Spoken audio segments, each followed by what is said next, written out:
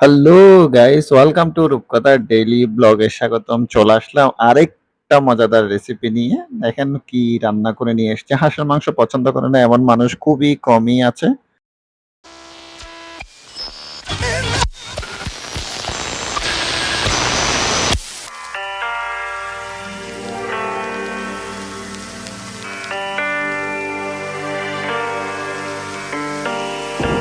তো আপনারা অসময়ের জন্য বা অনেকে প্যারার জন্য এটা রান্না করতে চায় না। তো আমি খুব সহজে এটা রান্না করে দেখাবো। যেহেতু আমাদের অনেক জনের রান্না হয় সেহেতু আমরা মাটির চুলাতে রান্না করি। আর চুলাটা দেখেন কত বড় সাইজের চুলা। তো দেখেই আজকে সবাই বলতেছে হাঁসের মাংসটা আমি রান্না করে দেওয়ার জন্য। তো যেমন ভাবনা তেমন কাজ।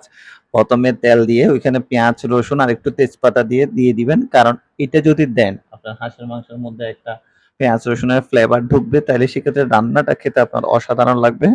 তো আমি পেঁয়াজ, রসুন আর তেজপাতা যেই ফোড়নটা দিয়েছিলাম ওইখানের সাথে মাংসটাকে ভালো করে মিশিয়ে নিব। আর মেশার পর এরপরের থেকে একটা ঢাকনা দিয়ে দিব। কেননা ঢাকনাটা দিচ্ছি আপনাদেরকে বলি। আপনি যখন কোনো মাংস রান্না করবেন সেক্ষেত্রে যেকোনো মাংসের ক্ষেত্রে হোক না কেন যদি আদা রসুন আগে দিয়ে দেন তাইলে ওর ফ্লেভারের সাথে মাংসটাকে ভালো করে অ্যাডজাস্ট করার একটা সময় দিবেন। তাইলে মাংসটাতে ফ্লেভারের গন্ধটা খুবই ভালো যাবে। এরপরে হচ্ছে যে আপনাকে হলুদ, মরিচ, লবণ এগুলো একটা পাত্রে নিয়ে মিক্স করে আমরা যেহেতু গ্রামের মানুষ আমরা সচরাচর গুঁড়ি মসলাটা ইউজ করি না, আমরা বাটা মসলাটা বেশি ভালোবাসি। তো এখানে আপনার ছিল লং, এলাচ, তেজপাতা, দারুচিনি, শুকনো জিরা, চিকন জিরা, মিষ্টি জিরা এগুলাকে সবকিছুই যতগুলা মসলার আইটেম আছে ওগুলাকে আপনি ভালো করে পাটাতে পিষে এরপরে দিয়ে একটা ঢাকনা দিয়ে দিবেন। আর ঢাকনা দেওয়ার পর আপনাকে ভালো করে কষিয়ে উল্টিয়ে পাল্টে একটা ঢাকনা দেওয়ার পর আপনাকে ০.৫ ঘন্টা বা ২০-২৫ মিনিট এভাবে ০.৫ ঘন্টার মতো এভাবে রেখে দিতে হবে। কোনো পানি এড করবেন না। কেননা হচ্ছে মাংস থেকে প্রচুর পরিমাণ পানি বের হবে যেহেতু হাঁসের মাংস। আর দেখেন আমার মাংসের কালারটা কিরকম হয়েছে। এক্ষেত্রে যদি আপনারা যারা আ আ একটু হাঁসের মাংস একটু জুসি হওয়ার জন্য আপনি চাইলে দিতে পারেন, এই পেঁপে দিতে পারেন, নাইলে একটু জায়ফল দিতে পারেন। তাইলে মাংসটা খুবই তাড়াতাড়ি সিদ্ধ হয়ে যায়। তো আমরা এখানে আলু দিব কিন্তু আলুটা আমি আগে দিলাম না। আলুটা সবার শেষে দিবে একটু করে যেন না আমার আলুটা যেন গোটা থাকে। আপনি যদি মাংসের সঙ্গে আলুটা দিয়ে দেন সেক্ষেত্রে আলুটা তাড়াতাড়ি সিদ্ধ হয়ে যাবে। মাংসটা সিদ্ধ হতে অনেকটা সময় লাগবে।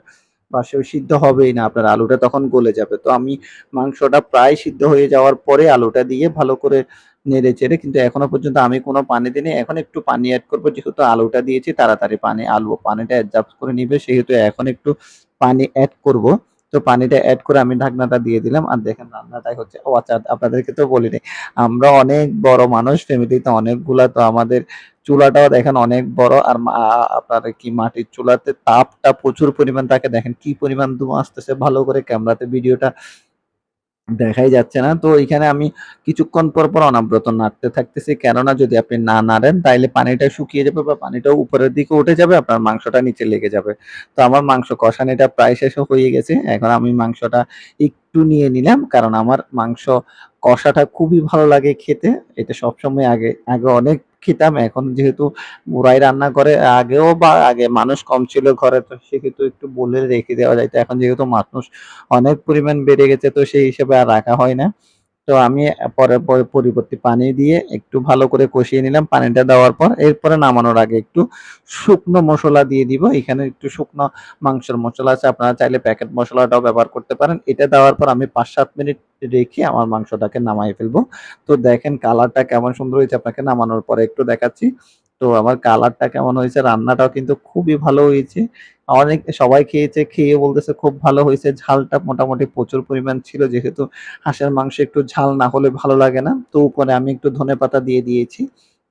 ধনেপাতা দিয়ে দেখেন আমার মাংসটা কিরকম হইছে।